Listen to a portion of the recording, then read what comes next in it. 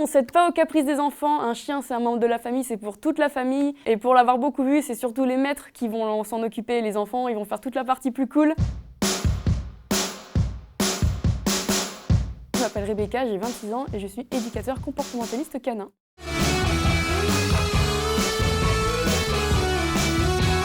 Avant tout, en éducation canine, notre rôle c'est de former les maîtres, de leur donner toutes les clés en main pour qu'eux, à leur tour, ils peuvent devenir des petits éducateurs à leur échelle, pour avoir toutes les clés pour comprendre leur chien, connaître ses réactions et savoir réagir en toutes circonstances, peu importe ce qui se passe. On travaille beaucoup sur le renforcement positif, les méthodes naturelles, donc on va se baser sur comment les chiens, eux, ils se récompensent, comment à l'état sauvage, ils vont dire qu'il y a quelque chose qui leur plaît pas, et on va adapter ça à notre échelle, à nous, en tant qu'humains.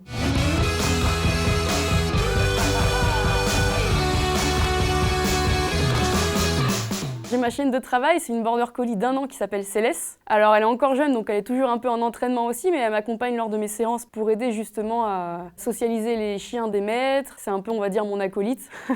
Elle m'aide à tout ce qui est donner les bons codes canins aux chiots, par exemple, leur apprendre comment jouer, quand est-ce que c'est trop, et pour que les chiots et tous les chiens se développent, on va dire, bien dans leur pattes.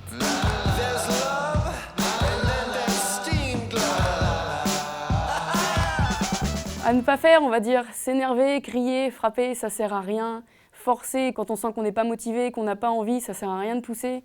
Le but c'est que l'éducation et la complicité avec son chien soient toujours quelque chose de positif, que l'entraînement ce soit un moment de plaisir, un moment où on kiffe avec son chien, pour que toujours on crée la relation la plus fusionnelle possible. Quand on est dans la bienveillance et quand on est au top, on peut aller très loin avec son chien. On peut tout faire.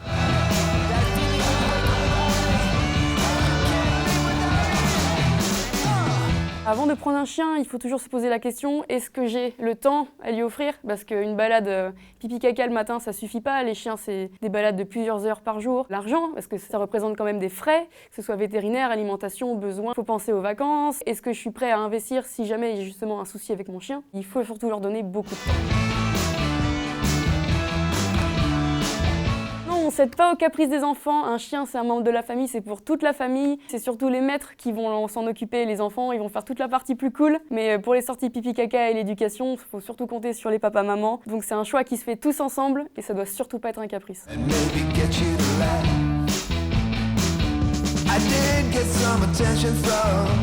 J'ai toujours été passionnée par les perroquets. Ça fait plus de 15 ans que j'ai des perroquets avec moi à la maison. C'est vraiment ma première passion à la base. J'ai développé beaucoup de connaissances et d'expériences avec les perroquets. Et comme je sais que c'est un milieu où il y a beaucoup de gens qui peuvent rencontrer des difficultés, car c'est des animaux très complexes qui demandent des besoins très précis et qui sont très souvent abandonnés à cause de ces raisons-là, j'ai décidé de me proposer en tant que coaching pour les aider à mieux comprendre les oiseaux et mieux, on va dire, habiliter leur maison pour répondre au mieux à leurs besoins.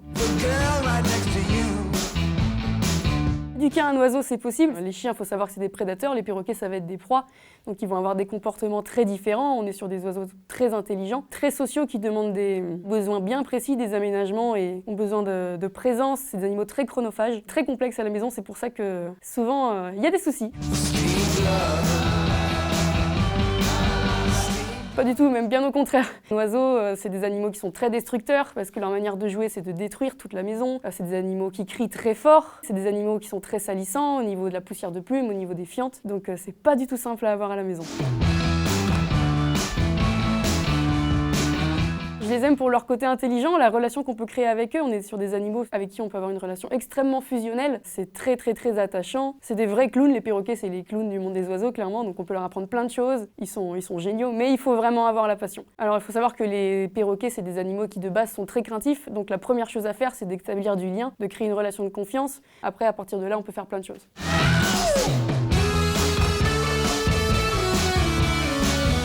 Moi j'ai des volières du coup aménagées à la maison. J'ai pas encore fait, mais il y a des personnes qui pratiquent le vol libre avec leurs oiseaux. En alternative, pour l'instant, moi je fais beaucoup de sorties en harnais spécial perroquet et en longe. Parce que c'est très important qu'ils aient du soleil, de la vitamine D sur les plumes, qu'ils voient de l'extérieur de l'environnement. Des oiseaux juste en cage à la maison et qui sortent jamais, c'est vraiment la pire maltraitance qu'on peut leur infliger, on va dire.